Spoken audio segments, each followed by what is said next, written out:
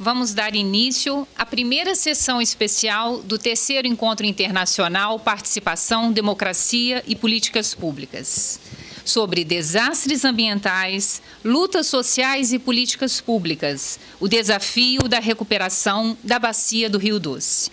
Esta mesa, ela está sendo composta pelo professor Jacques Demajorovic, doutor em Educação pela Universidade de São Paulo, atualmente professor de programas de pós-graduação em Administração e em Ciências Ambientais, atuante na área ambiental e coordenador de grupos de pesquisa do CNPq na área de logística reversa e de licença social para operar no setor de mineração.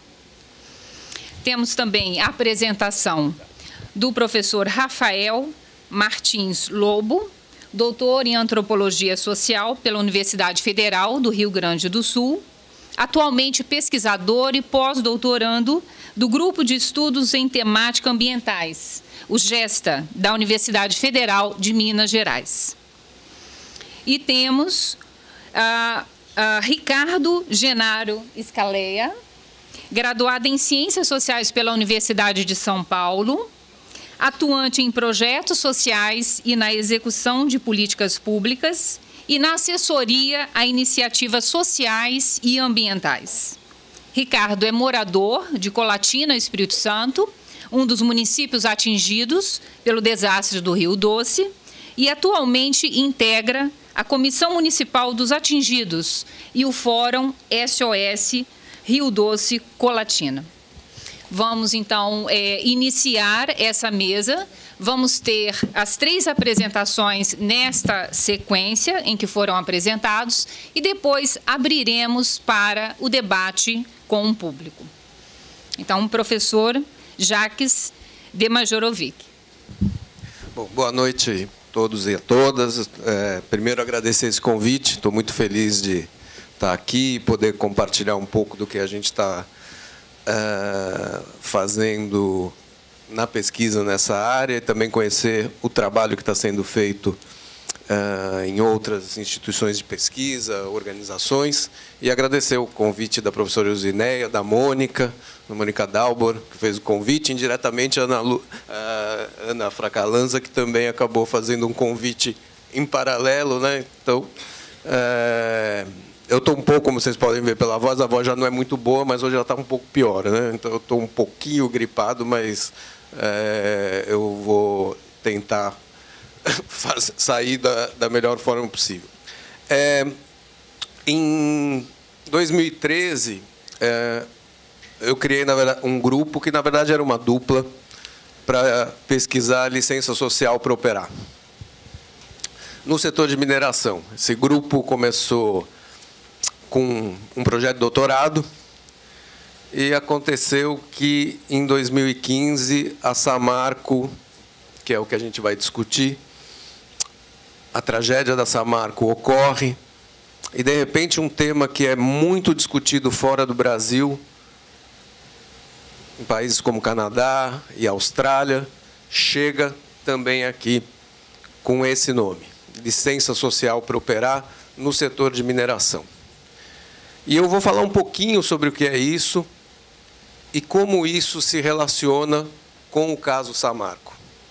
Como a licença social, a falta da licença social, ou a licença social que a gente chama de incompleta ou parcial, ajuda a gente a entender o que aconteceu no caso da Samarco.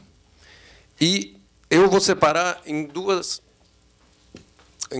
fases, né, em 2 partes principais essa apresentação. Primeiro, tentando localizar a Samarco como algo que não é um acidente e não é algo que não vai ocorrer de novo. A tragédia da Samarco é, no seu exemplo mais puro, o retrato do desenvolvimento da nossa sociedade industrial.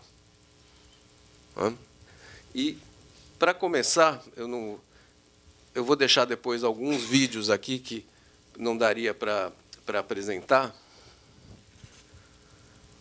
O termo acidente não se encaixa na Samarco. A gente pode falar de omissão, a gente pode falar de irresponsabilidade, a gente pode falar qualquer termo, menos acidente. Acidente seria entendido como algo inesperado. A Samarco não é inesperado. A Samarco é o que a gente chama é a crônica de um acidente anunciado. É a crônica de uma tragédia anunciada. E, portanto, não pode ser algo imprevisto. Ela iria acontecer mais cedo ou mais tarde. E por que ela iria acontecer mais cedo ou mais tarde? Porque a sociedade industrial da primeira e segunda revolução industrial e que avança pelo século XX é uma sociedade marcada por tragédias socioambientais. A sociedade industrial que a gente conhece é uma sociedade em que essas tragédias são inerentes e não surpresas. Para você explicar um pouquinho disso, a gente poderia voltar mais ou menos 130 anos e a gente ia ver algo semelhante acontecendo nos Estados Unidos. Uma barragem na cidade de Johnstown, que era uma cidade que cresceu com o ferro e com a estrada de ferro, e um processo absolutamente natural. A cidade cresce, imigrantes vão chegando, se espalhando por áreas, planícies, e, para alimentar essa cidade, se constrói uma barragem, a 20 quilômetros de distância. Por condições na época, que a gente poderia chamar hoje de mau gerenciamento ou manutenção, num período de muita chuva, essa barragem se rompe e, duas fotos da cidade antes e depois, uma onda que chega na cidade a uma velocidade de 50 km por hora, com altura de 8 a 12 metros, uma altura de 8 a 12 metros e uma largura de 800 metros, arrasa a cidade de Johnstown. De 30 mil pessoas, mata 2.500. Isso aconteceu em 1880 e pouco. Era algo que, longe do que a gente sabe hoje sobre gerenciamento de risco, mas ele traz uma série de componentes que a gente observa ao longo do século XX e do século XXI. Baía de Minamata, no Japão, contaminação por mercúrio durante anos que chega na população. Aqui está errado. Na verdade, Bhopal, em 1984, a maior tragédia do setor químico, matou entre 4.000, nas estimativas oficiais, a 20 mil pessoas. Na Índia, a maior empresa do setor químico mundial, na época, chamada Union Carbide. A Union Carbide não existe mais hoje, porque essa tragédia, que é conhecida, que, na verdade, é um divisor de águas no setor químico, ela foi tão brutal em termos de imagem para a Union Carbide, que a Union Carbide hoje se chama Dow Química. As unidades tiveram que ser vendidas como única forma de resguardar o valor dos acionistas. Chernobyl, em 1986, aí um caso do setor público que resolve fazer um teste e perde o controle do teste, desativa sistemas de segurança para produzir mais energia, para saber se aquela usina poderia produzir mais energia, perde o controle e dá no que deu.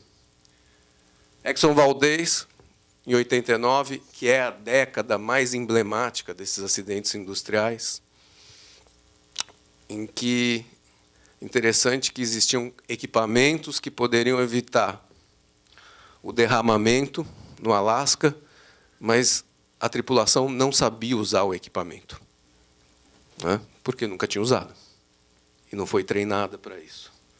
E a BP 2010.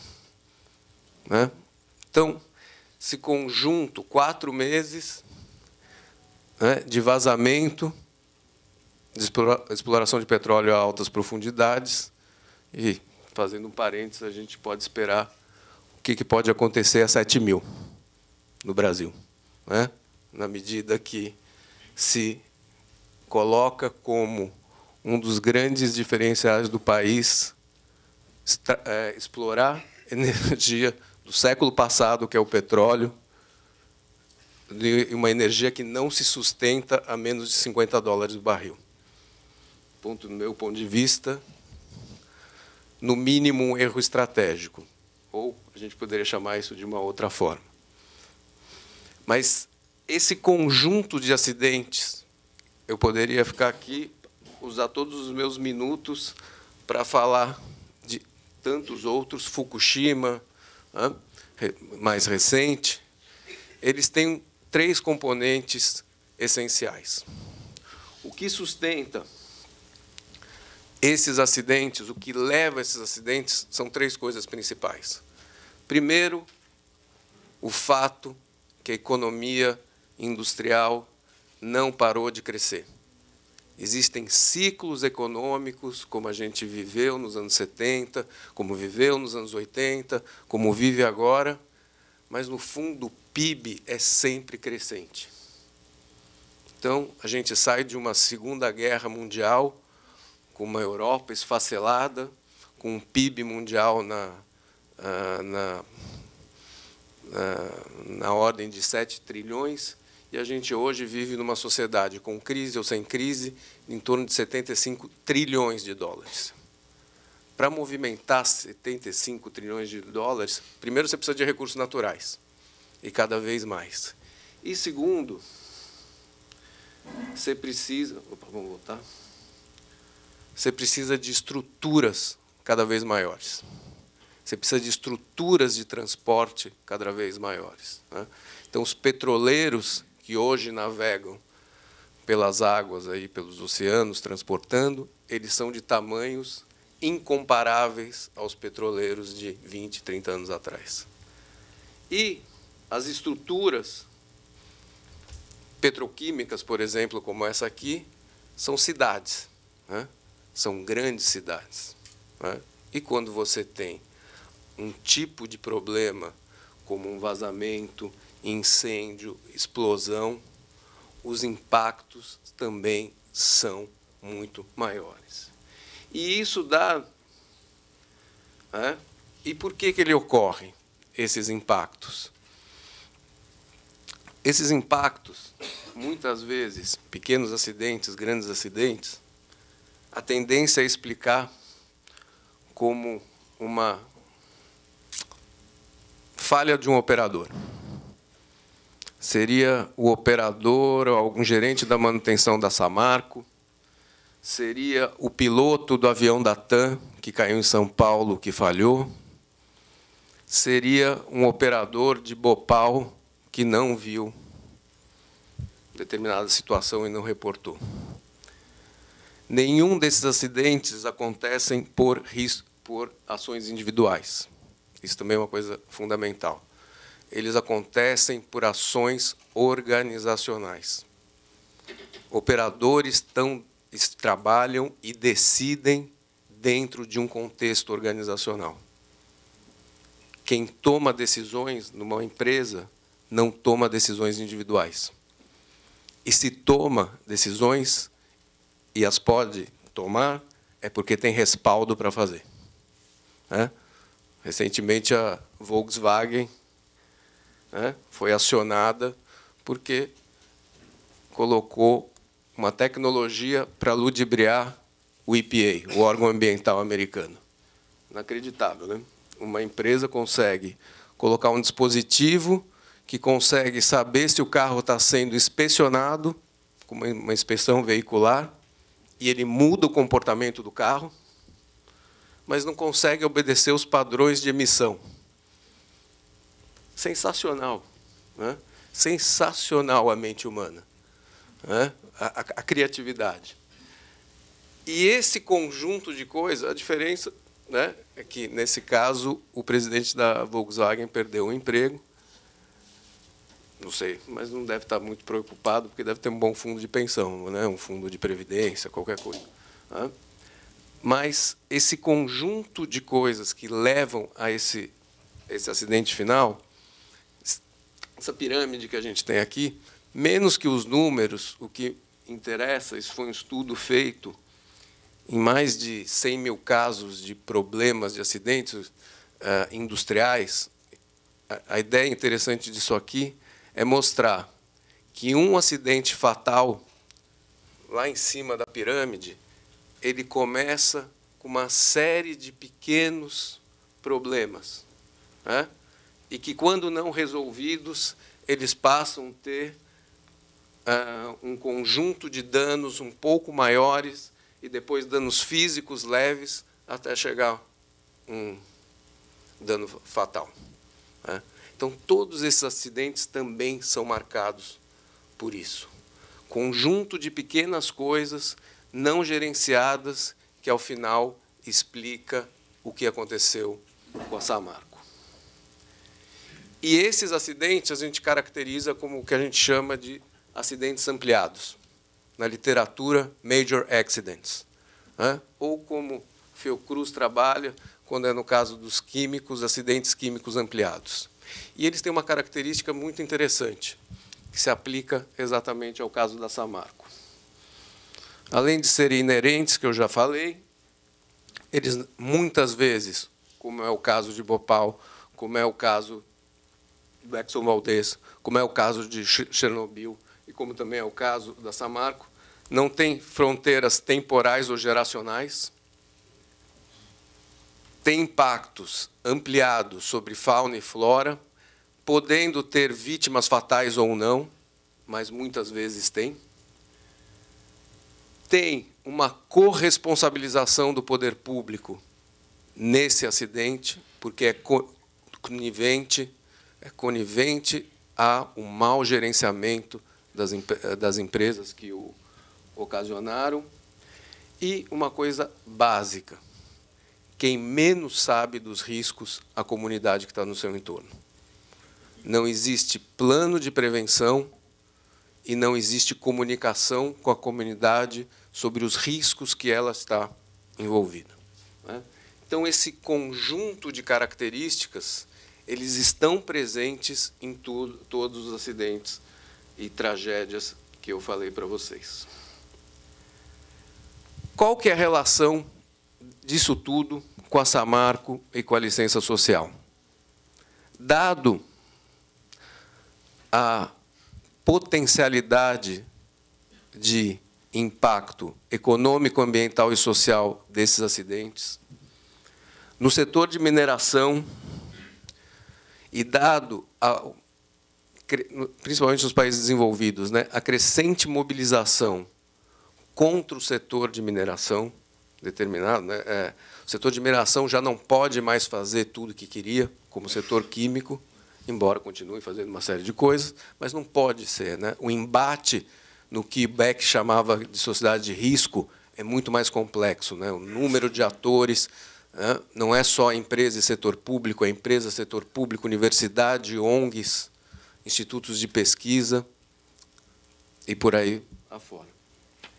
E no setor de mineração surge esse conceito, primeiro no setor de mineração, da ideia que empreendimentos de alto impacto, como os empreendimentos de mineração, não dependem mais única e exclusivamente de uma licença ambiental.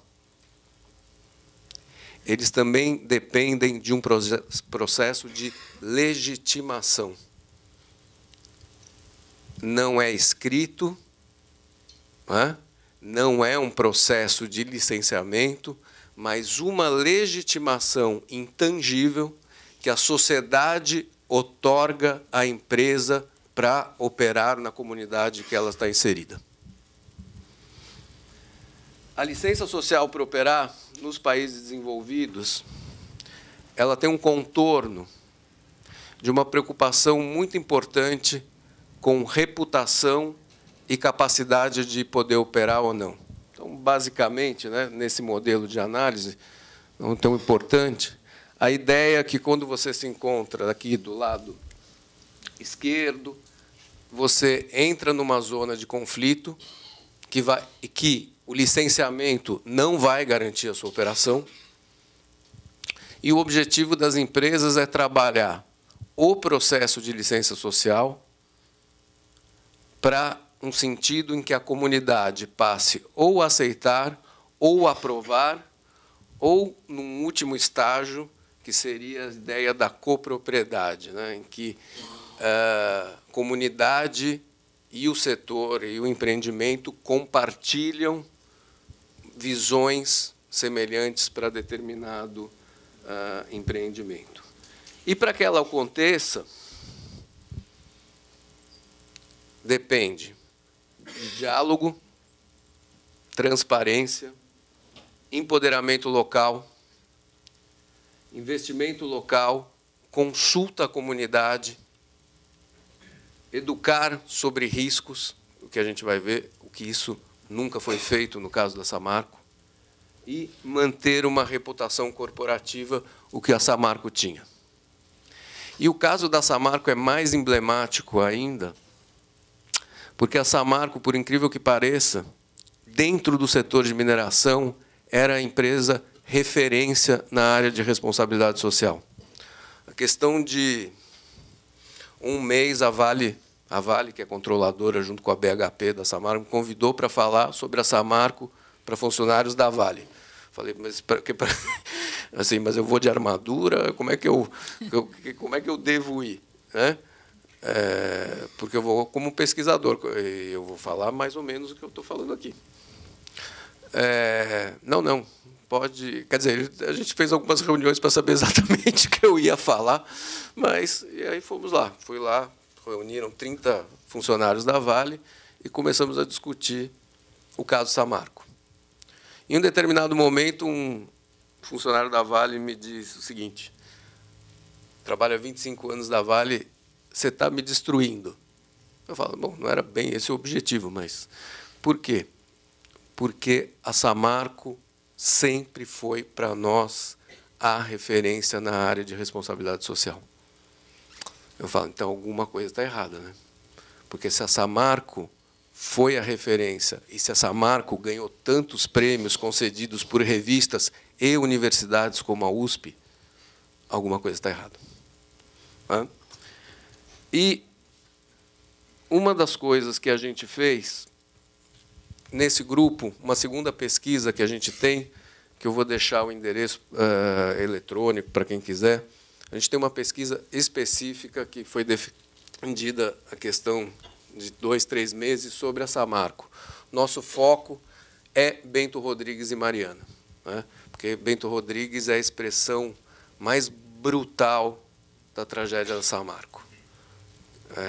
Uma das coisas que eu falava para a Vale, deveria levar cada funcionário, cada pessoa para Bento Rodrigues para entender o que é a cidade de Bento Rodrigues, o que foi e o que ela é hoje,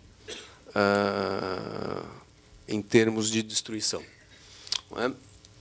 E a Samarco, quando entra em Minas, ela entra num período que ela é muito bem-vinda, né? Que é um período em que de uma nova fase da mineração. E as mineradoras ali, particularmente 3, representam nada mais, nada menos que 80% da receita de Mariana. Então, isso já diz muita coisa, né? Um município que tem 80% da sua receita comprometida. Você me fala, senão eu vou falar umas 3 horas. Eu não sei quanto tempo eu falei. 5 minutos. Meu Deus do céu. Então, vamos lá. Eu preparei, na verdade, para 4 horas e meia. Então, vamos lá. E uma coisa dessa pesquisa que a Juliana Campos Lopes fez de mestrado, já adotou uma metodologia interessante, que foi sugerir, e ela fez, é uma jornalista, vamos ver o que a mídia falou, tudo que saiu da Samarco até o acidente. E depois a gente vai ver tudo que saiu no relatório de sustentabilidade da Samarco, e depois a gente vai conversar, né? pesquisador qualitativo não faz pesquisa, né? A gente conversa. Pelo menos os coantes dizem que a gente não faz pesquisa. Então, a gente tudo bem, eu não me importo com isso, porque eu gosto de conversar mesmo. Então, a gente conversa, né? E a gente conversa com os entrevistados. Né? Conversa com eles e vamos ver. E uma das coisas que saiu primeiro é que, nesse total, ela fez um screening, né? Pegou tudo que saiu em todas as mídias que ela teve acesso. Então, você percebe, primeiro, um conjunto de reportagens, né? Cerca de 80%, ou são positivas, né? Como dá para ver aí, 60%, ou são neutras. E o conjunto que tem algum conteúdo do tipo impacto ou qualquer coisa, dá menos de 9% desse total. E quais que eram as temáticas que acontecem, que são mais valorizadas? Não por acaso. Projetos socioambientais da Samarco em sua comunidade, os impactos, do ponto de vista mais positivo, os econômicos, ambientais e sociais que ela traz para a comunidade. Né? É claro, a Samarco, junto com as outras mineradoras, implica muito recurso novo na sociedade para Mariana. As relações com o governo e reconhecimentos e prêmios. Como eu falei para vocês, a Samarco tem, não é, uma série de prêmios na área de diálogo, transparência, sustentabilidade e etc. Só que uma coisa que essas reportagens não mencionam, e que aqui está, talvez, a explicação, uma das explicações do que ocorreu, é o comportamento do preço do minério de ferro desde 2011. As indústrias de mineração conviveram com uma queda expressiva do valor do minério de ferro no mercado internacional. E não é uma coincidência que, depois de cair tanto tempo, o acidente acontece em 2015. Aqui depois a gente pode avançar nas perguntas sobre isso, mas isso é algo que não pode ser deixado de lado. Não entender o comportamento do preço do ferro é não entender as dinâmicas organizacionais. E uma coisa interessante, quando você vai para os relatórios de sustentabilidade da Samarco, é que esse termo licença social para operar já aparece nos relatórios a partir de 2011. E vou aqui ler uma coisinha, né, para vocês. No final desse fragmento, né, em função disso, a necessidade do respaldo social no processo de crescimento se torna um objetivo diretamente ligado à perpetuidade dos negócios. Então, a Samarco reconhece que não mais apenas a licença ambiental vai garantir, né, o seu funcionamento, mas ela depende dessa reconhecimento, legitimação e permissão, entre aspas, para operar, outorgada pela comunidade. Se a gente for ver algumas coisas, depois eu deixo para vocês a referência, que vocês podem ver como mais interessante, mas a gente percebeu algumas coisas interessantes. Ao longo do relatório de sustentabilidade, um dos componentes básicos, que é educar a comunidade sobre risco, vai sumindo nos relatórios da Samarco. A partir de uma análise do conteúdo, a gente vê isso.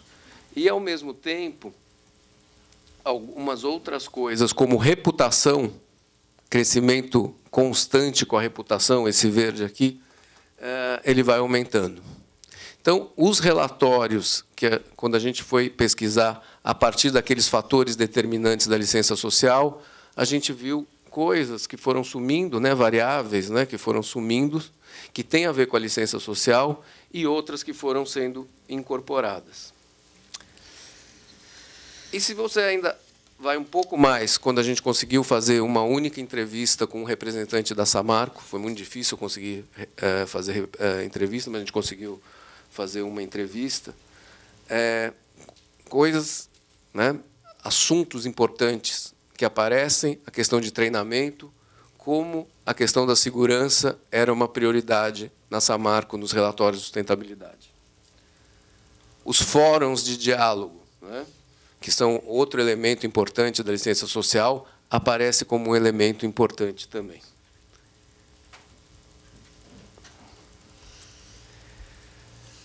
Mas talvez o mais representativo de um dos fragmentos que eu separei aqui das entrevistas que a gente fez é a posição do gestor da Samarco a falar, né, ele, nesse primeiro aspecto, ele coloca, né, poxa, quando a gente foi lá voltar, o que a gente estava esperando era ser rechaçado, mas eu fui com a identificação da Samarco, eu fui com a camisa da Samarco e eu fui muito bem recebido pela comunidade, né, como se colocando isso como um elemento que mostrava toda a responsabilidade, toda a inserção. Mas essa fala dele não dá conta de algo que talvez seja o lado mais perverso da tragédia da Samarco, que eu vou mostrar para vocês num documentário que a gente fez sobre essa pesquisa, que foi a transformação das vítimas de Bento Rodrigues em culpados pela tragédia de Mariana. Coisa pouco discutida na mídia, as vítimas se tornaram culpadas na cidade de Mariana. As vítimas de Bento Rodrigues, ao serem incorporadas pela Samarco com aluguel, etc., salário, que não está fazendo mais nada que obrigação, porque destruiu a vida inteira, né, toda a memória dessas pessoas, porque tudo foi varrido pela lama. Não sei quantos de vocês sabem, mas foi 8 minutos entre a ruptura da barragem e a destruição de Bento Rodrigues. E o fato de ter... O que salvou, um conjunto de fatores salvaram essas pessoas. Um que aconteceu às 4h. Se tivesse acontecido à noite, não teria sobrado ninguém. Outro, que as crianças de Bento Rodrigues estavam na escola. E a única criança que morreu estava fora da escola porque estava doente esse dia. E terceiro, um personagem que é central, que vocês acham no YouTube, a Paula, que era uma funcionária da Samarco, que morava em Bento Rodrigues, pegou a sua moto e saiu, quando a lama estava chegando, saiu avisando todo o povoado, que conseguiu correr para a parte mais alta de Bento Rodrigues, e, com isso, a lama passou e quase a totalidade da população conseguiu sobreviver. Mas o lado do preconceito é um lado muito pouco comentado, né? E isso vai estar mais claro no filme que eu vou apresentar. E uma coisa que aconteceu foi na fala também do representante da Samarco, essa eu até vou ler, né? Como é que seria o futuro, né? Todos esses problemas que estavam sendo enfrentados sobre o preconceito, quando questionado, ele fala o seguinte: para resolver esse problema, a empresa voltando a operar corrige isso. Você concorda? Então, a questão toda é voltar, né? A padaria parou, por exemplo, estourou o forno da padaria. O cara mandou todo mundo embora. Quando a padaria consertar e voltar a operar com os níveis de segurança adequados, tem chance de restabelecer empregos. Não é? É um complexo uma frase dessas, né? Porque se voltar a operar da mesma forma que operava, é claro, né? Hoje com outros cuidados. E o que está em jogo nisso é que, de fato, Bento Rodrigues e seus 700 habitantes representam muito pouco em relação aos 10 mil empregos diretos e indiretos que a Samarco representava para a cidade de Mariana. Essa é a questão. 700 pessoas estão ali recebendo tudo da Samarco e eu estou abandonado.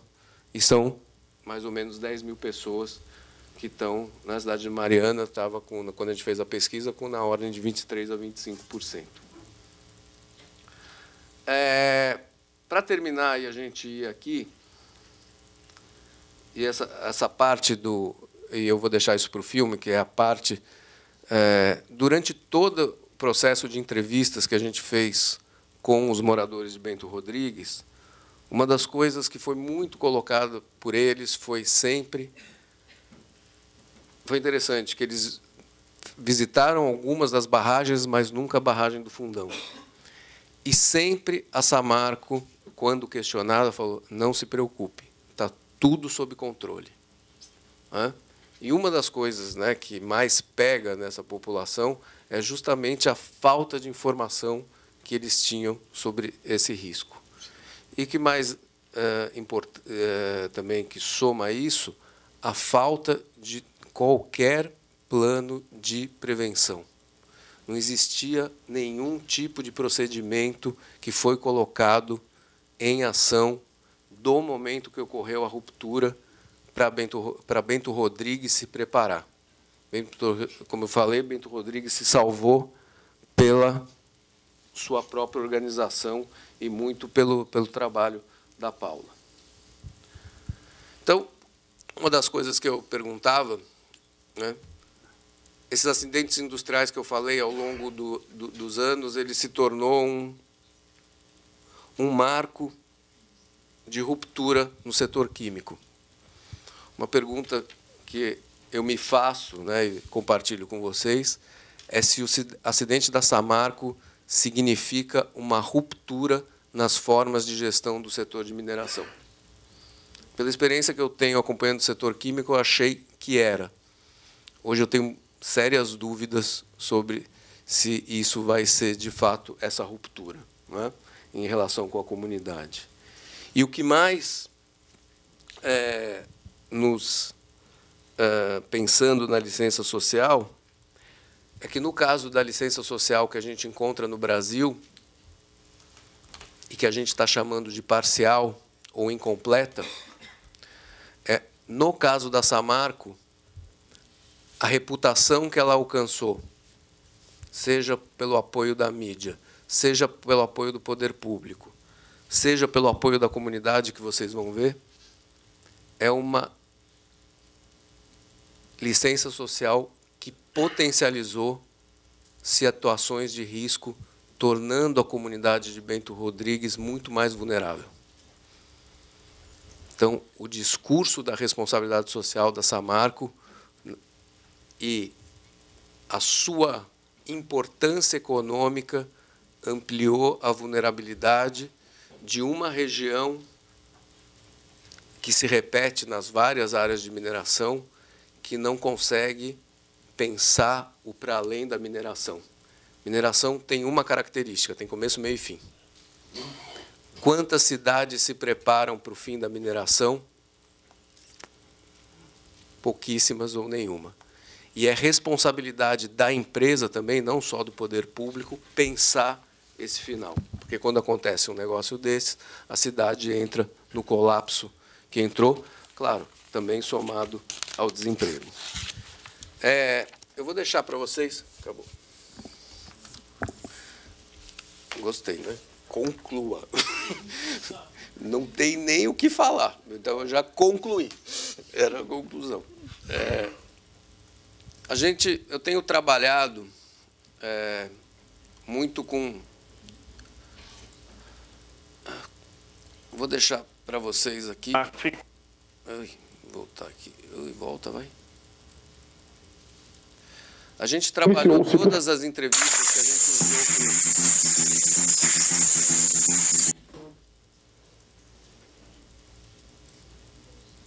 Nossa.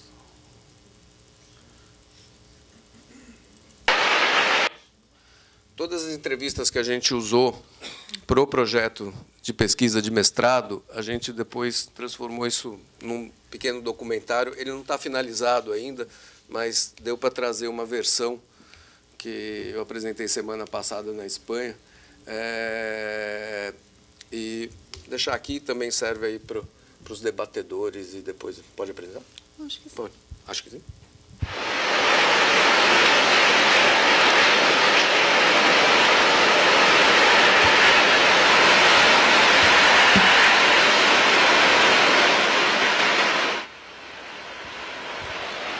A rotina da gente ali era super tranquila, né?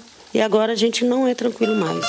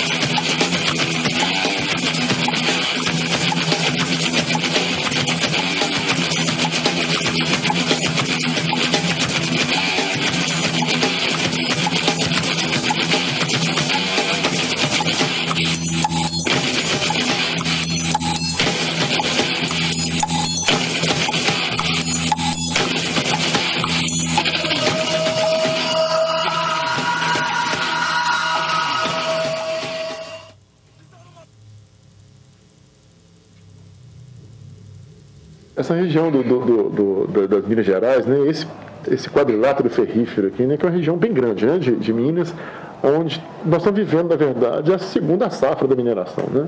Tivemos uma safra da mineração de ouro no século XVIII, todas essas cidades históricas, Mariana, Ouro Preto, Catas Altas, Santa Bárbara, Barão de Cocais, todo Caeté, nós vivemos um ciclo do ouro, né? Que é aquela época do barroco, dessas construções históricas bonitas, elegantes que nós temos aí. E nos anos 70, iniciou o ciclo ferro, o ciclo de mineração de ferro. Então, assim, já era o meio do regime militar, né? Então, assim, a implantação dessas indústrias foi mais ou menos nos anos 70. Então, toda essa pujança que nós temos hoje, esse desenvolvimento desordenado dessas cidades, aconteceu nesse período. A gente tinha eles ali no restaurante, né? Eles frequentavam muito, conversavam muito com a gente, nas festas estavam presentes. Falava pra gente que estava tudo tranquilo, que não precisava da gente ter medo, que estava tudo sob controle. A tragédia ocorrida envolvendo a empresa Samarco leva o setor de mineração a um novo patamar quando se discute grandes acidentes nessa área. A gente pode considerar que esse acidente ele assume características do que a gente chama de acidentes ampliados.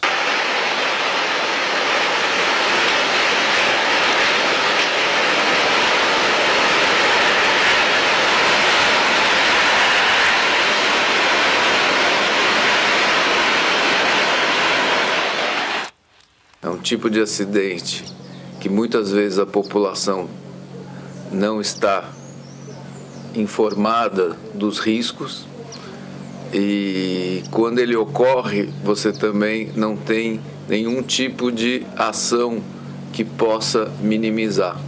Percebemos claramente que o dano era muito maior do que o que imaginava-se inicialmente, que Bento Rodrigues foi completamente aniquilado. Então ela comprou em volta de Bento tudo, os terrenos, mas nunca chegou perto de morador lá e negociou, falou não, mas ela comprou com interesse, né, de fazer outra barragem, que seria a do Mirandinha. Ela queria conviver comunidade e mais barragens. Agora eu vejo na televisão o Ministério Público falando que está muito próximo o Bento, 6 quilômetros é perto. Imagina ela querer fazer 2. Ela queria fazer muita coisa que não podia, né? O espaço aí ela tomou tudo. Então, assim, a gente teve muitos momentos bons aqui. Era muito boa a vida aqui em Bento. O melhor represento para mim Bento era a união que a gente tinha, a vontade de ajudar o próximo. Eram comunidades até razoavelmente ricas dentro de um contexto de zona rural. Quem estava pelado sem camisa, veio pelado sem camisa. E só com a roupa do corpo. Uma das situações que nos deixa confortável foi a solidariedade do povo. O povo é muito solidário. Muito solidário. Então tá tendo preconceito e eu sou uma pessoa que eu aceito tudo. Aceito perder minhas coisas, aceito esse recomeço, aceito ir para feira, aceito esse outro salário que não é meu, que lá eu tinha 3 funcionários. Eu aceito, mas preconceito a gente não aceita, não. É muito duro. E escutando o povo falar ainda que a gente é malandro, a gente é culpado de ter acontecido, o que aconteceu.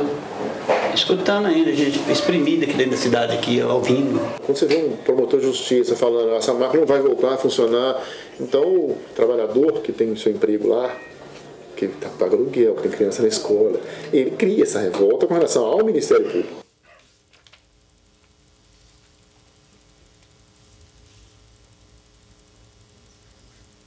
A partir de um determinado momento, quando o processo ele é deslocado para a Justiça Federal, a Samarco aproveitou esse momento para negar muitos direitos a vários atingidos. Porque com a ocorrência lá do rompimento da barragem, o pátio de mineração virou um canteiro de obras de restauração, né, de recuperação do dano ambiental. E diminuiu muito o volume de mão de obra. Nós temos hoje em Mariana uma população de 22%, 23% basicamente da população desempregada. Temos que lutar pela Samarco ficar, porque como que a gente vai sair de um lugar que a gente é acostumado e tentar viver em outro lugar? Tem que pensar também em nós. As vidas foram, mas nós estamos aqui também. A inveja, aquele sentimento de estão olhando por eles, mas não estão olhando por nós, né? E isso causa uma revolta nas pessoas que, infelizmente, é uma coisa até natural, né?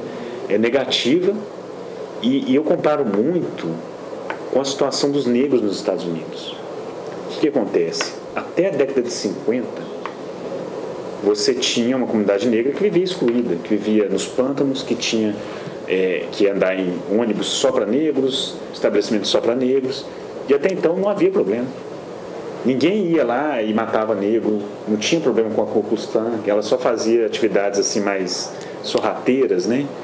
Quando a Suprema Corte resolve reconhecer o direito civil dos negros, em 1955, começa uma série de rebeliões entre brancos e negros, uma série de disputas que antes não existia, né? Então, quando você reconhece legitimamente direitos para uma classe de pessoas, como é o caso dos atingidos aqui, você gera uma revolta daqueles que passam a ter inveja disso, né? Então, assim, veja bem, enquanto os atingidos eram os coitadinhos que estavam no hotel, sem direito a nada, recebendo assistência da empresa, todo mundo se compadecia deles. A partir do momento que eles se empoderaram, que eles passaram a ter mais direitos que são legítimos, isso desperta uma visão negativa dos outros de tal forma que, para mim, se assemelha muito com a situação dos direitos civis dos negros nos Estados Unidos. Es un caso, yo creo que único, cuando a las víctimas se les culpabiliza y debería haber ante eso una reflexión social, y en el caso de Mariana, si bien es cierto las autoridades están respondiendo y con cierta lentitud y la empresa está resolviendo sus asuntos, su futuro, intentando reconstruirles es imposible, intentando construirles un nuevo futuro. Es cierto que una parte de la sociedad está siendo cruel e indecente. O medo de acordar e não saber se você vai ter teto para você morar mais. A gente vive uma vida assim de incerteza. A gente só vai ser feliz agora quando a gente estiver na nossa casa, no Bento, todo mundo junto de novo.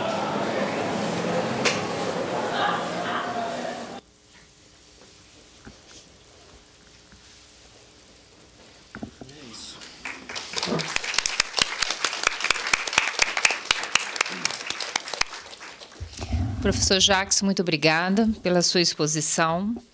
Seguimos agora com a apresentação de Rafael Martins Lobo. Primeiro, queria agradecer o convite, participar. Na verdade, foi um convite feito ao Gesta e, enfim, como eu estou à frente de algumas coisas junto com a Raquel e com a Ana lá, em alguns projetos de pesquisa que a gente está realizando, eu resolvi trazer, pensando o tema da mesa dos desafios para a recuperação da bacia do Rio Doce, né? Nesse sentido, me implica muito pensar quais são os desafios do que significa essa recuperação, ou do que significa reconhecer o que se atingiu, ou o que se afetou, enquanto um antropólogo, um pesquisador de uma área de ciências humanas. E, enfim,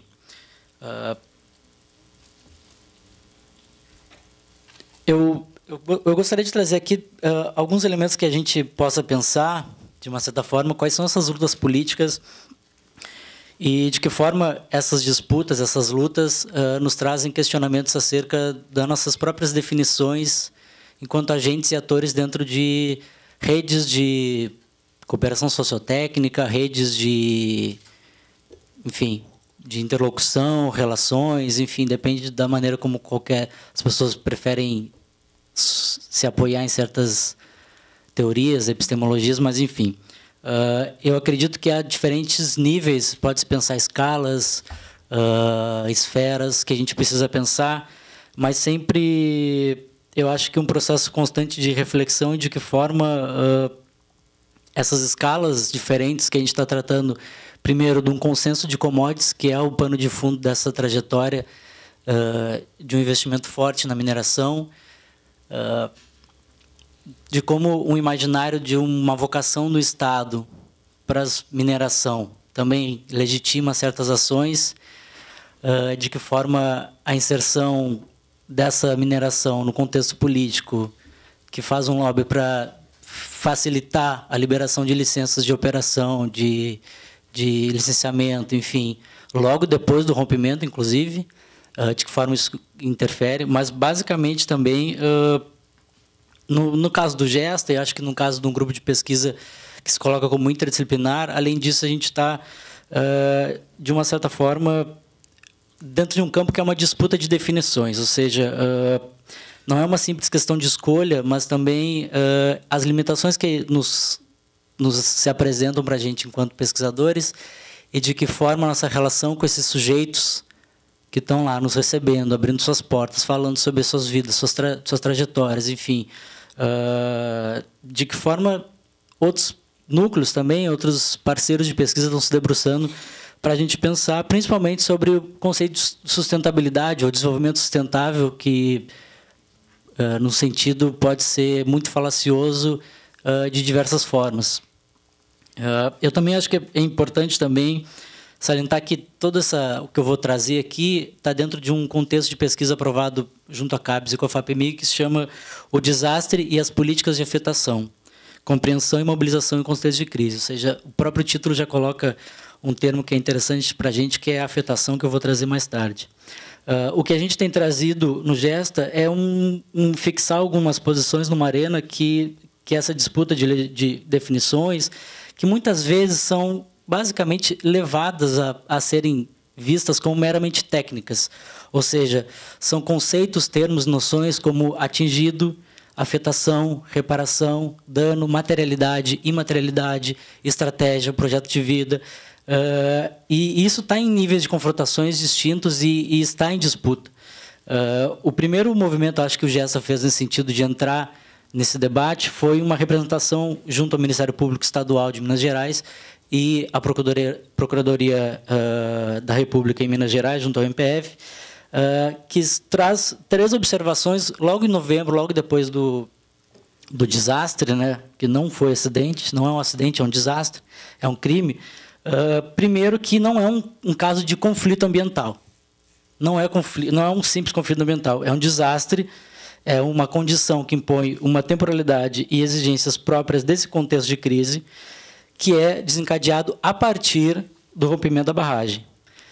Implica, de uma certa forma, atenção a algumas modalidades diferenciadas de um tratamento institucional, que são distintas daquelas que tradicionalmente a gente tem por negociação, resolução negociada de conflitos. E aí é nesse segundo ponto que a gente pode dizer que os conflitos socioambientais não podem ser restringidos a 2 partes litigiantes, ou seja, a empresa, que é ré, não pode ser considerada uma parte interessada na negociação.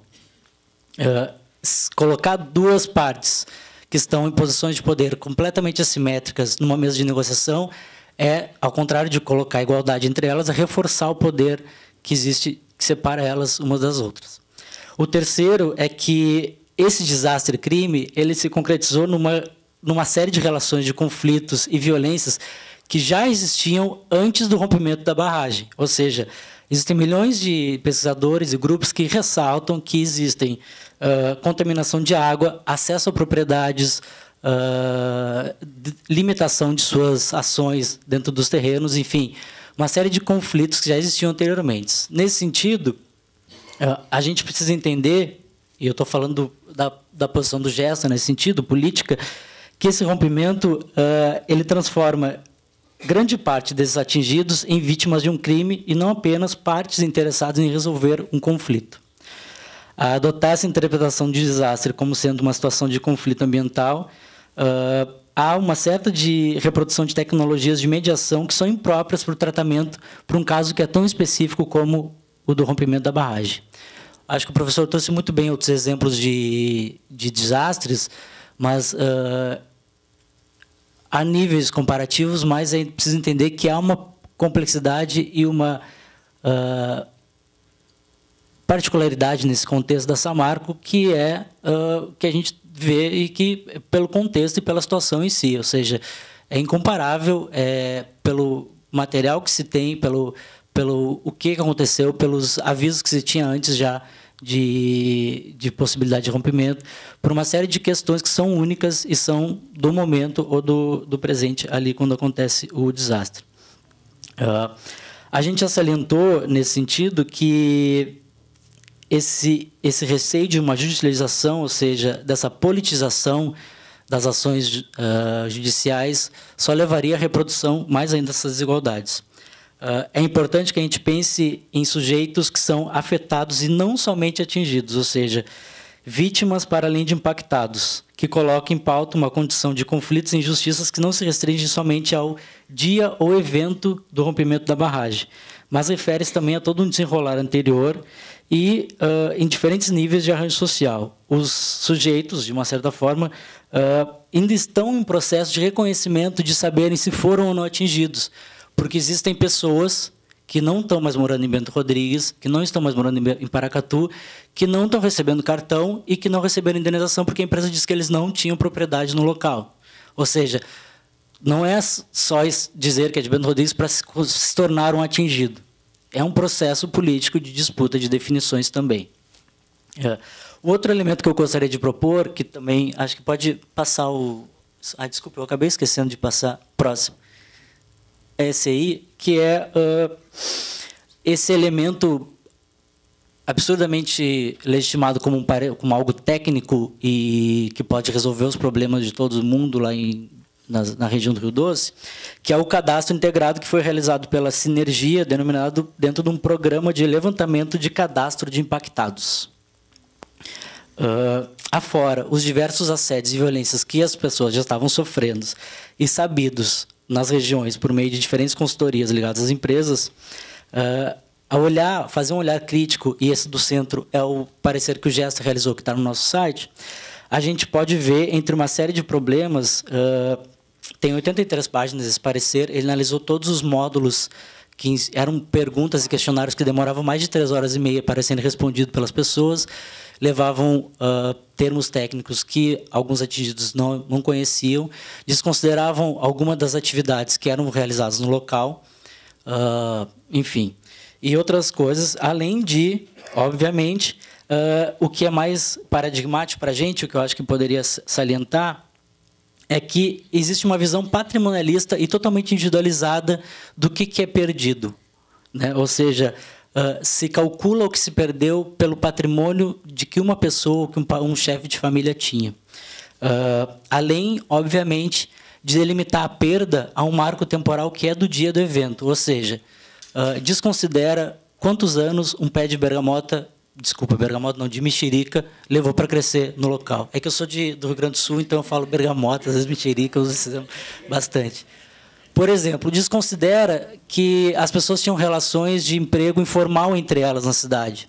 Esse cadastro desconsidera, entre várias coisas, as trajetórias e as formas de compartilhamento de terreno entre famílias, ou seja, quando um pai divide o seu terreno com seus filhos, não tem uma prova legal de que aquilo aconteceu. O cadastro, basicamente, tenta invisibilizar outras formas de vida dentro de uma visão, que é a visão que a empresa considera legítima, que é de tenho um patrimônio, sou alguém no mundo. Tenho uma propriedade, uma posse, sou alguém no mundo. E é interessante também trazer que esse cadastro ele foi feito primeiramente por uma consultoria que se chamava Sinergia. Se vocês forem a Bento Rodrigues hoje, a Mariana, vocês não vão encontrar ninguém da Sinergia. Vocês vão encontrar pessoas da Renova. Porque é uma forma que as empresas também encontram de se tornarem invisíveis nesse processo.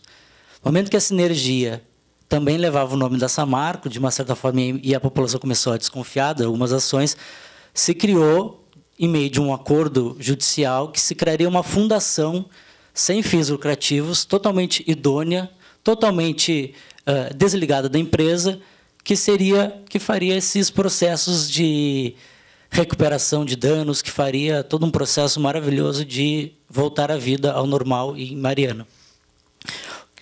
Um dos cabeças da Renova, que sempre aparecia em audiências públicas, é o Zé Luiz.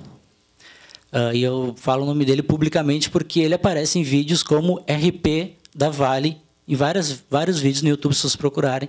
Ele que dava entrevista para a Vale como RP da Vale, e ele era um dos principais representantes da Renova nas audiências públicas, encontros públicos que debatiam questões acerca das reparações de dano no local. Ao se ver diante, digamos, de um questionamento desse cadastro, e aí um trabalho em parceria com a assessoria técnica da Caritas, que é a responsável basicamente só pela região de Mariana, que está dentro de um acordo específico na Justiça, a empresa começou a descentralizar o cadastro como uma ferramenta capaz de dar conta dessa reparação de danos. Porque qualquer debate que se tinha antes, o que a empresa dizia, primeiro temos que aplicar o cadastro. Porque aí depois nós vamos ver tudo que as pessoas perderam, tudo que as pessoas vão poder fazer ou não. Quando a empresa começou a ver que esse cadastro estava sendo colocado em xeque e que os próprios atingidos estavam começando a ver que ele não servia para muita coisa, ela começou a descentralizar esse cadastro e ela não fala mais desse cadastro. Ou seja, há um processo judicial acontecendo que esse processo está sendo revisado. Mas, de uma certa forma, a empresa, a Renova, né, não a Samarco, manda representantes para as reuniões que não podem tomar nenhum tipo de decisão, assinar nenhuma ata legal. Ou seja, ela manda pessoas para não fazerem nada na reunião. Então, assim, é uma das estratégias das empresas para lidar com esses conflitos. Dentro desse sentido, uma coisa que a gente sempre pautou nossa discussão e nossas críticas foi exatamente as formas de vida e as formas de vivência no local que teriam que ser, de uma certa forma, não calculadas, mas ser pensadas numa política de reparação de danos, né? Ou seja, uma coisa que o cadastro não dava conta era exatamente a forma como as pessoas viviam no terreno, as relações de vizinhança, as relações de festas sociais, enfim, as festas religiosas. E aí eu queria me concentrar, pode passar o próximo, no que a gente chama de uma oficina participativa de mapeamento e levantamento de danos coletivos e particulares, que tem como base premissas do que um trabalho que é chamado de Nova Cartografia Social da Amazônia. É um processo levado a cabo pelo professor Alfredo Wagner, da Universidade Estadual do Amazonas, que começou basicamente como um articulador de reconhecimento de terras de populações tradicionais diante de dessas novas políticas de reconhecimento. Então, é um processo que leva em conta... desculpa.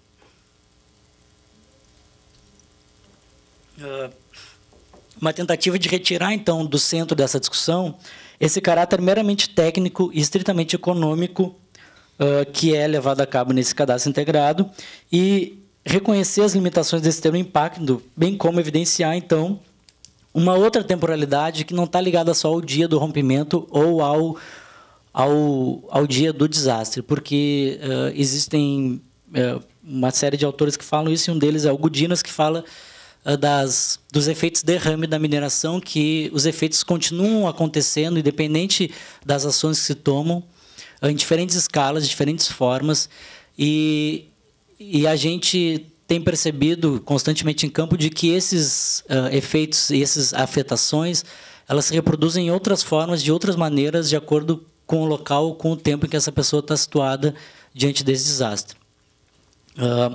A gente tem visto moradores que ainda estão em Paracatu, que não tem mais vizinhos para trocar o aipim por um queijo, ou que não tem gente para capinar o seu pátio, ou que não tem mais condição de ir capinar o pátio de outra pessoa, que era um dos sustentos. Enfim. Mas, assim, o que a gente se pergunta é como esse processo, que parece estritamente técnico, que é de desenhar mapas, de cartografar, de colocar num papel, ou seja, de escrever mapa, ou seja, como a gente pode fugir do que o mapa aponta, que seria basicamente uma visão colonialista, ou seja, cartorial, racionalista do espaço, né? Pode trazer o próximo slide, por favor. A gente está preocupado aqui, basicamente, uma noção de território que é indissociável das múltiplas temporalidades da vida cotidiana e dos diferentes derrames que continuam a todo momento sendo provocados como consequência desse desastre.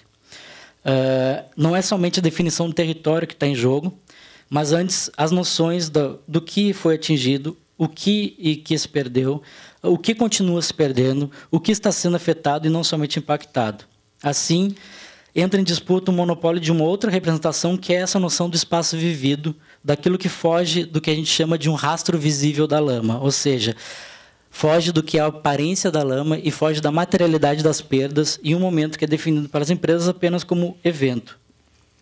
Esse espaço, essa paisagem, esse território, não se limita somente a saber qual o valor ou quantas bananeiras havia no quintal, quantos quartos ou armários existiam na casa que hoje é só parede, sem porta, janela e escombros de uma vida inteira, mas também compreender que lugar é esse, onde as estratégias e projetos de vida, experiências e vivências cotidianas eram a todo momento rearranjados e sendo experimentados através de relações de vizinhança, sociabilidade, festas, lazer e, por que não, conflitos. Porque há, sim, conflitos familiares, há conflitos de marido e mulher que são importantes. Tem um caso de uma, por exemplo, né, eu queria trazer evidentemente isso, mas existe o caso de um casal de senhoras de mais idade que estava há 3 anos junto, não estava regularmente num cartório, legalmente casados, e ela mais de uma vez registrou queixa de violência contra ela. Assim que houve o processo de pagamento de indenização emergencial, ele foi ao escritório da Samarco, falou que ele era o chefe da família, que ela tomava remédios contra a depressão e que ela era louca, e ele pegou os 20 mil reais, e ela até hoje não recebe nenhum cartão esse da Samarco. Ou seja, a gente convive constantemente com conflitos e questões como estas. Dessa forma, também para a gente é imprescindível afirmar que existem outras temporalidades em relação ao desastre, ou seja, existem outras formas de pensar essas políticas de afetação que não é só o que aconteceu depois do desastre. Primeiro, porque quando a gente faz essas oficinas de cartografia, que são basicamente levam as pessoas para desenhar seus terrenos, suas casas, seus espaços, e depois vai com ela até o local para marcar com GPS esses pontos que ela acha mais significantes para a vida dela e para a vida da comunidade. A gente tenta transformar isso, de uma certa forma, num croquis, num mapa oficial, com as medidas oficiais, mas o que a gente tem percebido muito é que é impossível entender o instante do rompimento como um marco fixo, mas dentro desses planos de vida ou projetos que estão constantemente em construção, como narra a própria Luzia caminhando no meio dos pedaços de concreto do que era antigamente sua casa. Pode passar a próxima, por favor.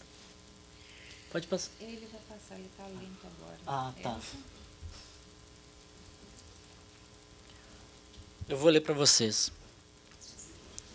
Mas essa aqui tem muita história. Eu falo que a sorte nossa é que a gente começou a morar nela antes de ser acabada. Mal tinha janela, a gente usava esse quarto aqui, a cama, o guarda-roupa, não tinha. Era mais uma cama e um móvelzinho. Aí tinha uns pisos, tinha tudo. Aí a gente punha os negócios em cima e dormia. Aí ele socou bem o piso e veio dormir aqui, porque essas meninas gostavam de fazer bagunça cedo de manhã e levantava assim. Aí começamos a morar aqui. Esse piso aqui, quando eu comprei o piso dessa casa todo, aliás, todo dessa casa, aí eu peguei e achei uma promoção na Azevedo e fui lá e comprei o piso.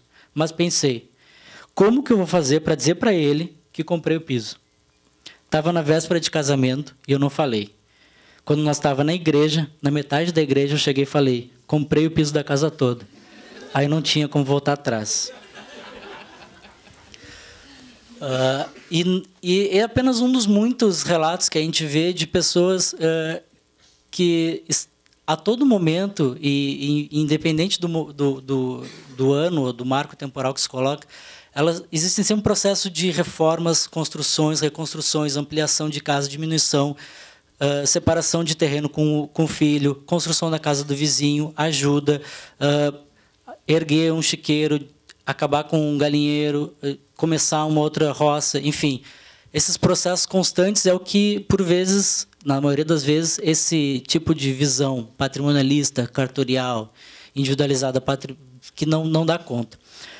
Essa relação, ela se desdobra em narrativas que se permeiam no cotidiano, que dão sentido a esse uso do espaço para além de uma simples relação com útil ou funcional com os meios, ou seja, é uma configuração de paisagem, é uma configuração de estar no local, vivendo e fazendo suas vidas através do local. Visitando um dos pontos desse que era um dos mais frequentes de sociabilidade em Paracatu, a gente foi até o bar do Jairo e a sua esposa nos contou, digamos, sobre a sua vida na cidade. Esse pedaço de cerca toda, na época eu plantei tomate, muito tomate. Comemos tomate mais. Lá naquele canto era couve mesmo. Beterraba, cenoura, alface aqui no meio, um canteiro de mostarda, aqui tinha um pé de limão no meio. Falei com ele, eu quero que faça uma horta. Ele foi lá e fez a horta, cortou. Até o Nié fez a cerca. Nié era o vizinho.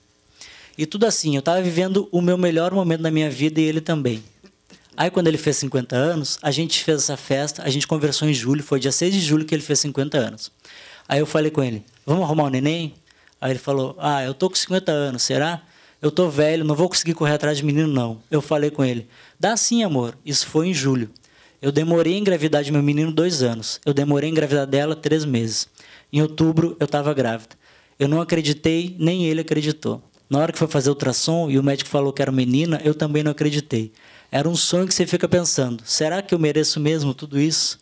Tudo que eu queria aconteceu, tudo que eu quis aconteceu. Ele comprou na época o terreno em novembro de 2014. Ele fez a festa dele em julho de 2014 e em novembro comprou esse terreno. Quando foi finalzinho do ano de 2014, eu comprei 2 garrotinhos. Pensei assim, quando ela fizer 1 aninho, o meu menino vai fazer 15 anos e nós vamos fazer um churrasco aqui no bar, chamar a comunidade toda e vamos fazer aqui. Passou esse tempo e olha aí, não comemorei o aniversário deles. Eu queria só, então, ressaltar que, mais uma vez, são temporalidades e formas de viver esse espaço e de se locomover e se estar nesse espaço que são diferentes, que um cadastro simples não pode acomodar, que uma política simples de reparação com uma matriz de danos imateriais pode dar conta. E que queria concluir com um trecho que a Luzia deixou na casa dela, porque logo depois que teve o rompimento da barragem, em Mariana, não teve, em Bento Rodrigues e Paracatu, as pessoas tiveram suas casas saqueadas. E ela deixou um bilhete dizendo assim, felicidade morava aqui, cada um sabe onde dói mais, devemos a vida a Deus e voltarei quantas vezes for preciso. Não foi à toa que escolhemos esse lugar. Paracatu significa Rio Bom. Obrigado.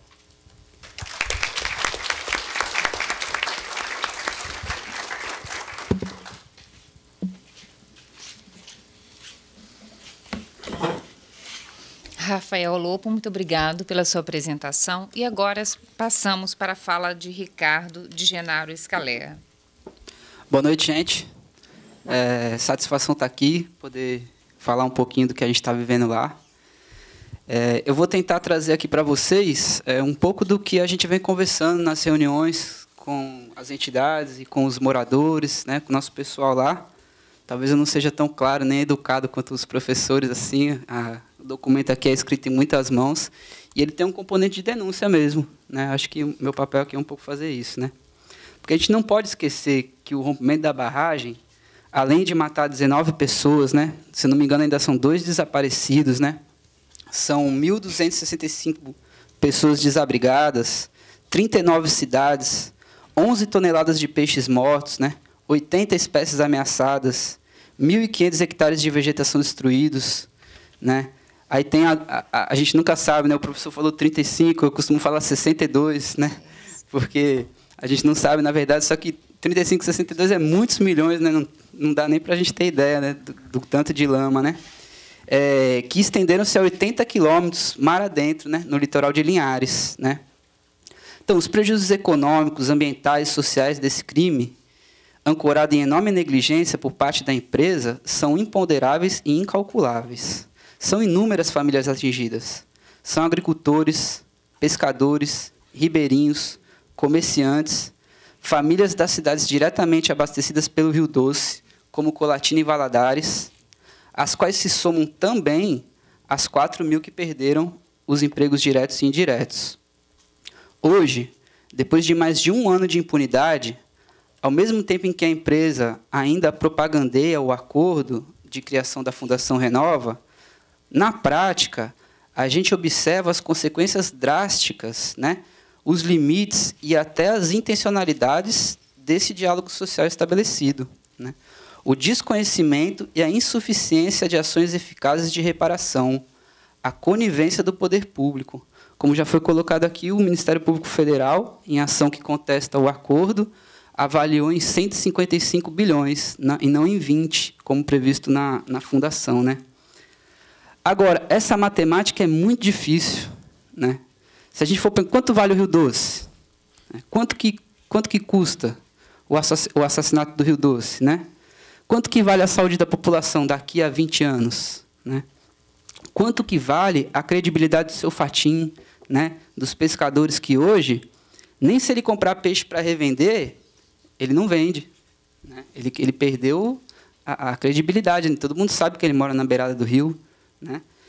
Quanto que vale a cultura ribeirinha, né? Os costumes da família ribeirinha, as histórias, as trajetórias deles, né? As espécies ameaçadas, né? Então, a gente precisa de ajuda para fazer essa conta, na verdade, para ter né? Eu me lembro que, no meio daquela perplexidade toda, de toda aquela sorte de incerteza e até incredulidade, né, com o que estava acontecendo, porque, na verdade, eu fiquei sabendo pela televisão, mas eu não sabia, de fato, o que ia acontecer, que a cor do rio ia mudar. A gente, na verdade, você não consegue, né? Que a gente não sabia que a torneira ia sair um negócio fedido, cheio de lama, né? Então, naqueles 10 dias que demoraram para a lama chegar lá em Colatina, aquela enxurrada de notícias, né? As notícias de mortes, né? De morte de vegetação, de bicho, de morte do rio, a gente ficava naquele famoso "e agora, José", né? Todo mundo meio que olhava um para o outro, né? E agora? E agora, né?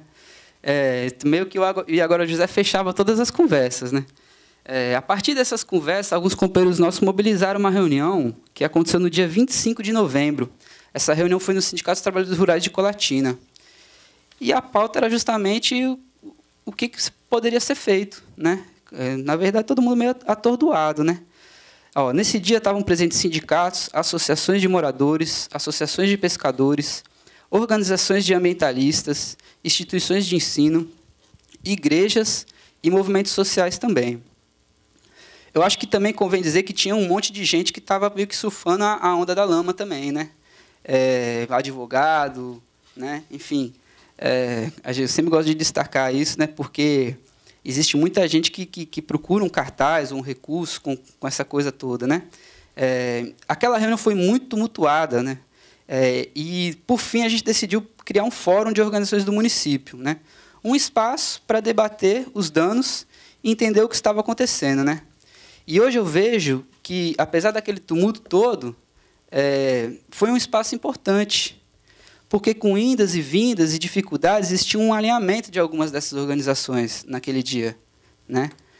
Passado já esse tempo, eu vejo que aquele momento foi fundamental para a gente construir, aglutinar forças para construir um discurso questionador.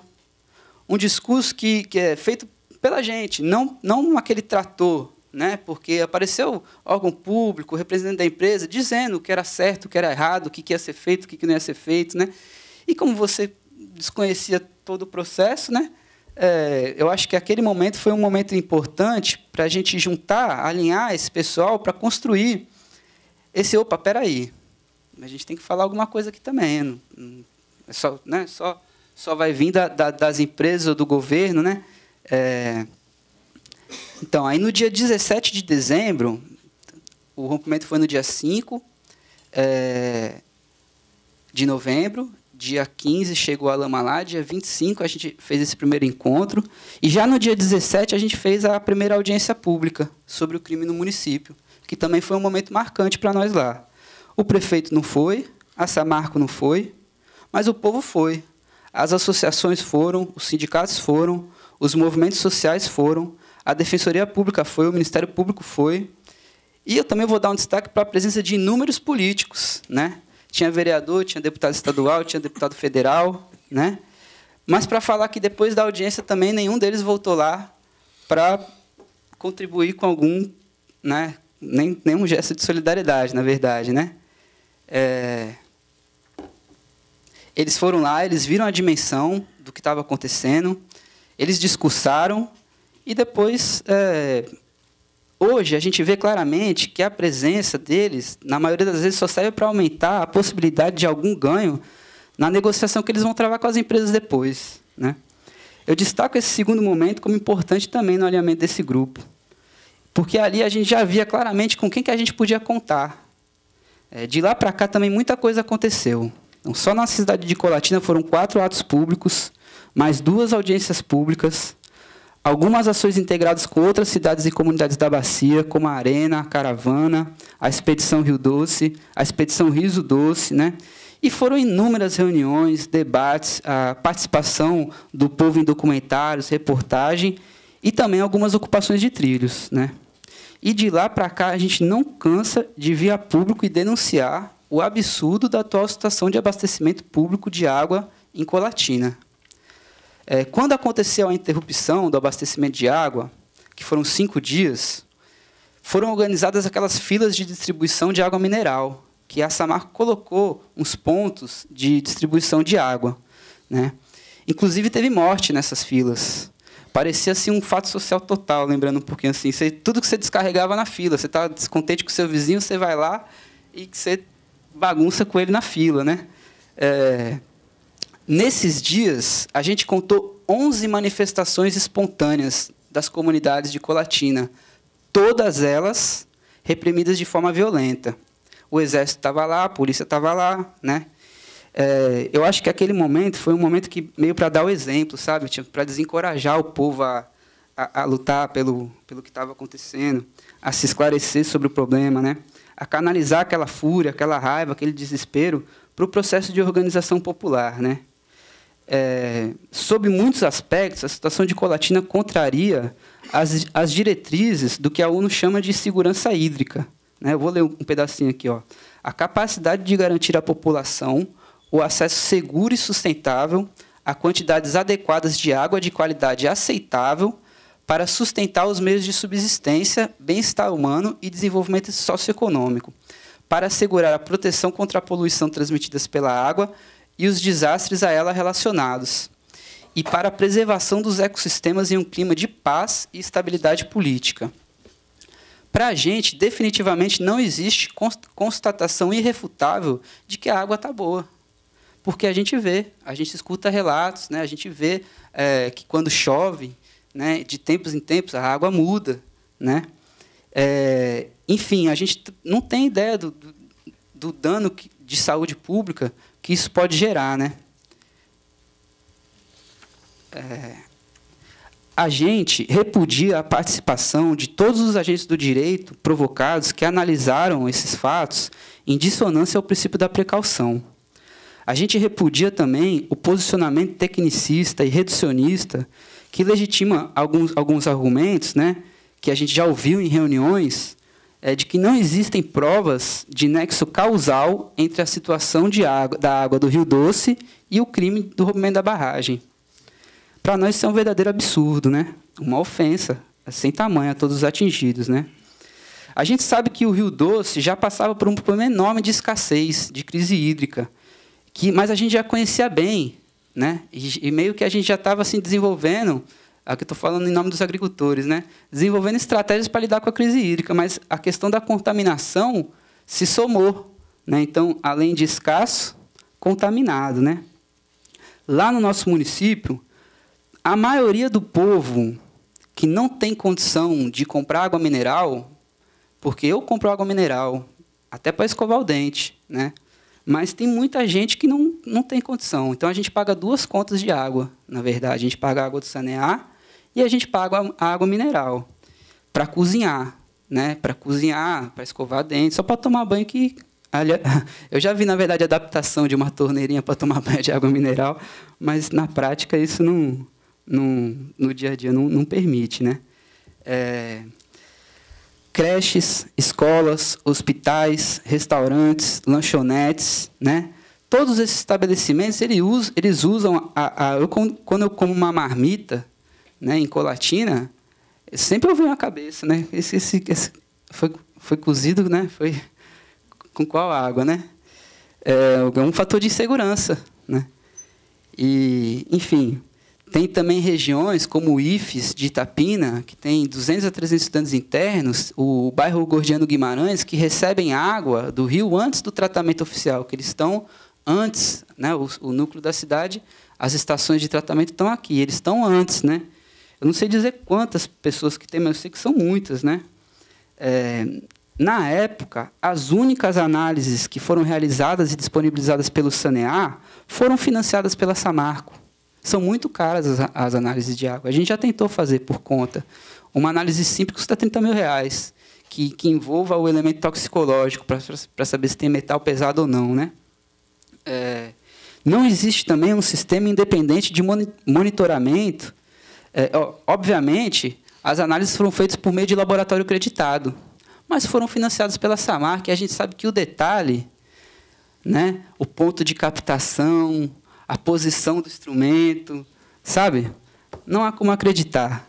Nada do que vem da empresa, a gente costuma acreditar, na verdade, né? Que ela já deu muitas provas de que isso não é possível, né?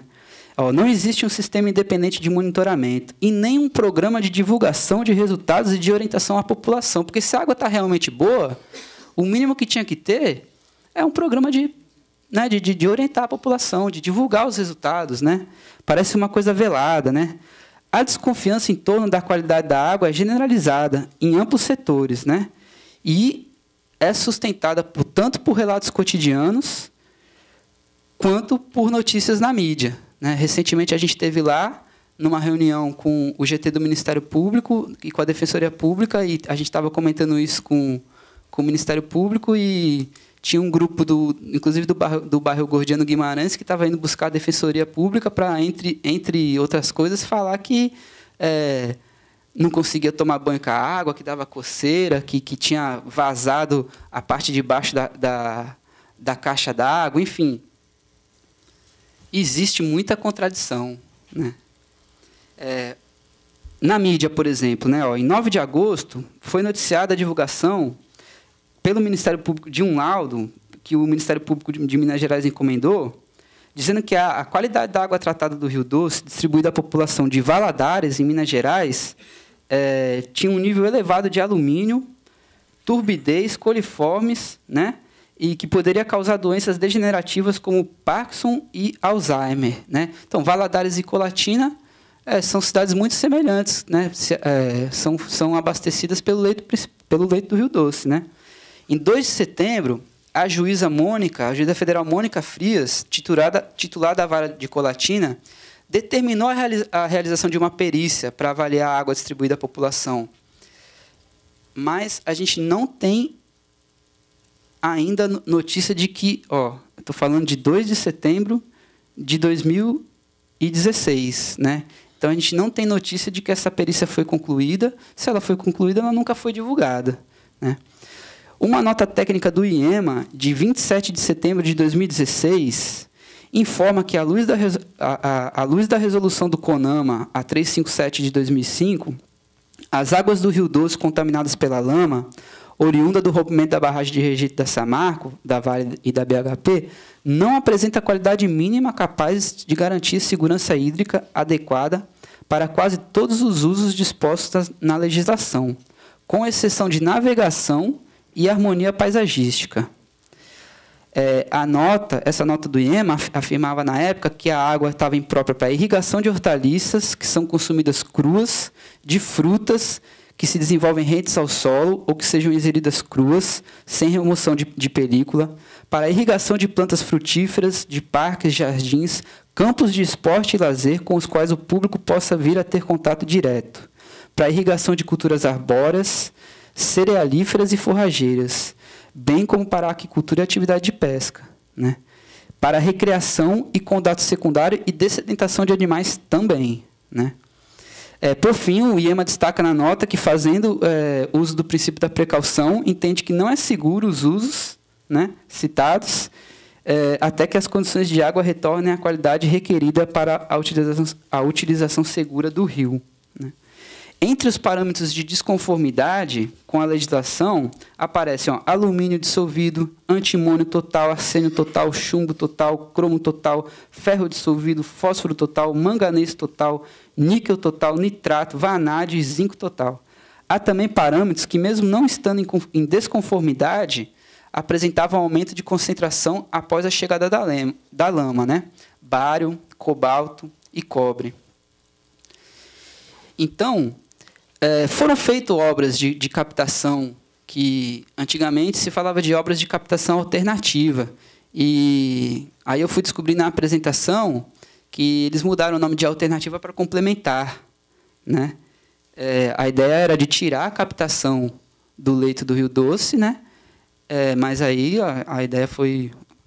Alguém, na verdade, percebeu que tanto o Rio Santa Maria quanto o Rio Pancas, eles não têm capacidade de abastecer os 60 e poucos mil habitantes que moram ali naquele núcleo urbano de Colatina, né? Eles estão secos e eles estão poluídos. Eles passam por outras cidades, né? Então, virou obras de captação alternativa, né? Então, uma das nossas pautas é a exigência do retorno de fornecimento de água mineral à população, né? Que seja operado de maneira séria. Pode ser via compensação financeira, né? Ou uma logística factível às necessidades da população, não filas, às 5 horas da tarde, né? Porque tem que evitar os transtornos que a gente já vivenciou, né? É importante falar também que a gente repudia muito, demais, a atuação do prefeito de Colatina na época. É interessante a gente observar, né, que ele também era o presidente do Comitê de Bacia, o Leonardo Deptuski, né?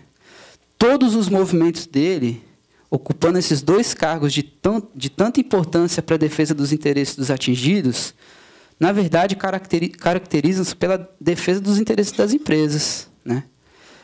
Vale destacar também que o Leonardo hoje é assessor especial da Secretaria de Meio Ambiente do Estado. A gente repudia também a carta de vitória do Comitê de Bacia, porque antes de se posicionar a favor ou contra, ela colocou que ela era o único legítimo representante da sociedade civil para tratar o tema, né? O Comitê de Bacia não representa a gente. Dentre as audiências e atos públicos, não faltou convite para ele vir conversar, colocar os posicionamentos, se esclarecer. Na verdade, faltou, talvez, coragem, né? Ou faltou argumento, né? Enfim, a trajetória do Leonardo vai ficar marcada aí para sempre, né? Por esses momentos. Tem uma foto clássica dele bebendo a água do Rio Doce, que até hoje eu recebo em grupos de WhatsApp, quando alguém está muito bravo com a situação, né? Enfim, trajetória marcante também tem as empresas, como já foi colocado aqui, né? No modus operandi típico de tratar as populações atingidas, né? E o poder público que, periodicamente, patrocina nas eleições, né? Enfim, já se vão mais de 20 anos, né, de Carajás até hoje, que a impunidade é a prova real de que o poder econômico suplanta qualquer mérito de justiça ou de razão, né? Outro ponto importante também, que a gente tem que denunciar, a gente não admite retaliação de lideranças, né? Seja por processo... o que teve de gente com processo... O Leonardo era prefeito da cidade, né? Então, o que teve de companheiro nosso com processo administrativo disciplinar, né? Ou com algum tipo de violência ou intimidação, tipo, polícia indo na casa das pessoas para... Você sabe o que está acontecendo? No dia da tocha, eu lembro, né? Tem uma companheira nossa que recebeu a visita da polícia. Você sabe se você vai fazer alguma coisa, né? A tocha vai passar aqui na cidade, você vai ter alguma manifestação, né? Ou também a prática da cooptação, que eu acho que tem que ser mais bem estudada também, né? Por exemplo, falar com indivíduos que não estão legitimados a representar o seu segmento, né? Ou então ir num bairro atingido e escolher um morador e você visitar sempre a casa daquele morador. Aí o resto do povo todo fica falando, pô, o que será que eles estão conversando lá? E aquele morador sai de casa como se ele fosse tivesse o rei na barriga, tem as informações, saber quem aprovou cartão, quem não aprovou cartão, qual que é os próximos passos, né? Outro ponto, a gente não tem notícia de pagamento de uma multa sequer, né? Isso causa imensa indignação na gente. Quando a gente vê os processos legais, eles são todos marcados por agravos de instrumentos, né? Que são procedimentos largamente utilizados pela defesa das empresas para postergar, né? A gente repudia o acordo firmado entre as empresas e o governo. Ele não tutela de forma integral, né? Ele, na verdade, sob o nosso ponto de vista, ele tem a finalidade de proteger, exatamente de proteger o patrimônio das empresas, né? A grande mídia, que num primeiro momento abusou do sensacionalismo com o desastre, depois do acordo, acredito que satisfeita com o montante de publicidade investido pelas empresas, que, aliás, são peças bem bonitas, né? De primeira qualidade, mas muito mentirosas, né? Passou a produzir um discurso de que já estava tudo resolvido com o acordo, né? Que esse que cria a Fundação Renova, que as providências já tinham sido tomadas e que qualquer movimento de contestação desse acordo apresentava um retrocesso, né? Na época, rolou um boato de que aquele comercial da Samarco, Fazendo o que Deve Ser Feito, custava R$500 mil por dia no Jornal Nacional, né? Enfim, o acordo, eu acho que é legal a gente apresentar um pouquinho os termos dele, né? Ele institui a Fundação Renova, que é gerida por um comitê que tem 7 membros, 6 são das empresas e 1 é do poder público, né? A sociedade civil tem uma posição figurativa no Conselho Consultivo, eleito pelo Comitê Interfederativo, né? O Comitê Interfederativo fiscaliza a fundação. Só que o Comitê Interfederativo é o poder público. E o poder público é conivente com todos os atos das empresas, né? Para a gente reconhecer as 19 comunidades da Foz do Rio Doce, a gente teve que ocupar uma reunião do Comitê Interfederativo, né? E muita pressão através da Defensoria, notas técnicas do Ministério Público, né? Enfim, está tudo muito prontinho, né? Assim, está tudo muito certinho, né? Já está tudo resolvido, na verdade, né? Não existe nenhum princípio de razoabilidade ou estudo de caso semelhante, né, que diz que o valor é suficiente. Não tem projeto técnico que baliza o acordo, né? Como já foi comentado aqui, o Ministério Público Federal avaliou em quase 8 vezes o valor inicial, né? E até hoje a gente não tem documento público e de ampla divulgação que fiscalize o andamento do cronograma das ações estipuladas pelo acordo, né? O Rafael colocou o programa de cadastramento, né? Imagina você ter que responder 300 a 400 perguntas. Uma família lá, ribeirinha, recebeu uma visita de um pesquisador da Sinergia e responder 400 perguntas, muitas dizendo assim, fazendo pegadinha, né? Então, na pergunta 20, pergunta uma coisa, e na pergunta 290, pergunta outra para ver se contradiz, né? É por aí. Bom, eu ia falar um pouquinho sobre a questão do crime, mas eu vou pular aqui, que a gente está com o horário adiantado.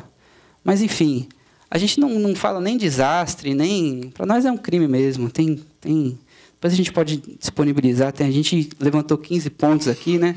E a gente, por fim, a gente acha que não se faz acordo entre os criminosos, entre o governo e as empresas para reparar o crime, né? Então, vou finalizar aqui, professora, com a questão da nossa conjuntura atual, né? Todo o processo de tentativa de diálogo social por parte da empresa, na minha opinião, é equivocado. E termina por demonstrar claramente a ausência da possibilidade de garantia dos direitos por meio desse processo de diálogo, né? Via de regra, as reuniões são sempre realizadas em espaços físicos inadequados, longe das comunidades atingidas e pequenos, tendo em vista o número de atingidos, tendo sua entrada limitada e regulada, dificultando o processo de organização próprio das comunidades atingidas, limitando o acesso à informação da maioria das pessoas e responsabilizando algumas lideranças, né, geralmente de direito e não de fato, pela comunicação das informações em suas comunidades. A pauta não é organizada e nem construída em conjunto com os representantes dos atingidos, sem levar em consideração as suas próprias demandas, né? A gente vai na reunião para escutar o que eles têm a dizer, né? O procedimento de consulta e diálogo é muito confuso, dificulta o entendimento de todos, né? Os técnicos contratados pela Sinergia, Martise, Samarco, Renova, é muito nome, né? Geralmente, as coisas que o Rafael já colocou, eles não estão autorizados a fazer nada, eles estão autorizados a fazer a reunião. Né? Então, quando você pergunta assim, sobre o cartão, ele fala que ele não é responsável pelo programa. Você percebe, ele fala que ele não é responsável pelo programa. Né? E aí a gente geralmente sai das... Não, geralmente não. Sai das reuniões com a sensação de que perdeu tempo, de que foi enrolado, né? Brigando entre si, né? Porque queria falar, o outro também queria falar. E eu acho que as reuniões, assim, elas atingem o objetivo. Né?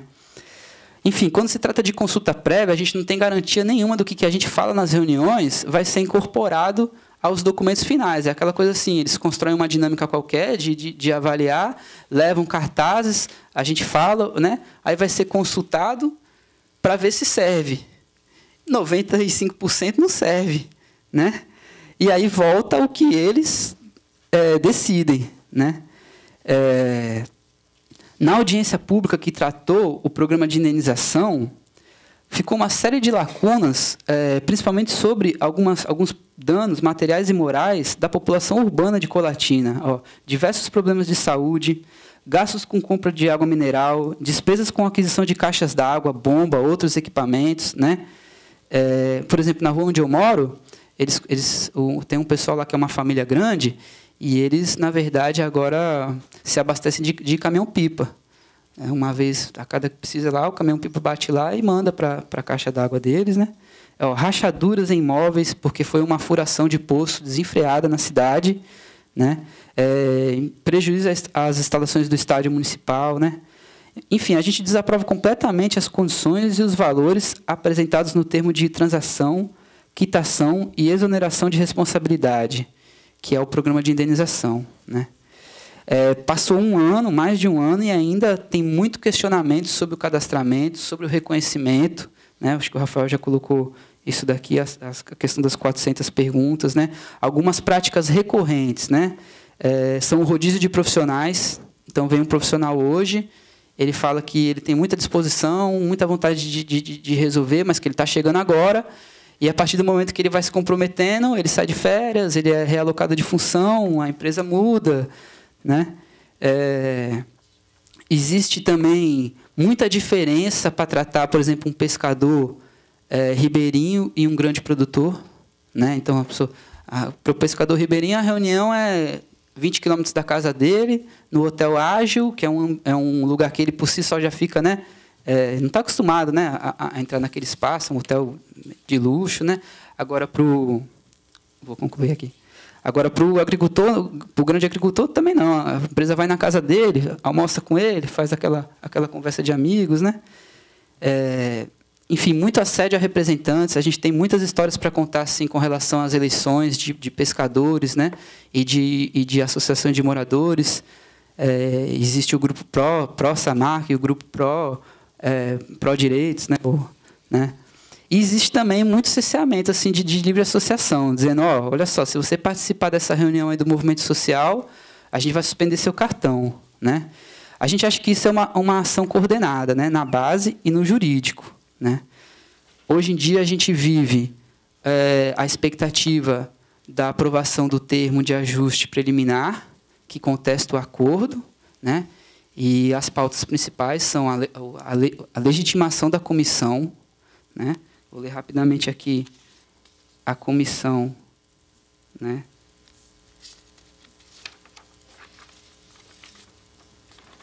Só um segundinho. A legitimação da Comissão Municipal dos Atingidos como uma via de diálogo direto entre a população, as empresas, o poder público e os outros agentes também, o Ministério Público, a Defensoria Pública, e a assessoria técnica validada por essas comissões, que possa começar o processo de uma maneira correta, né? Que possa fazer a perícia, a validação e a comprovação dos danos. Né?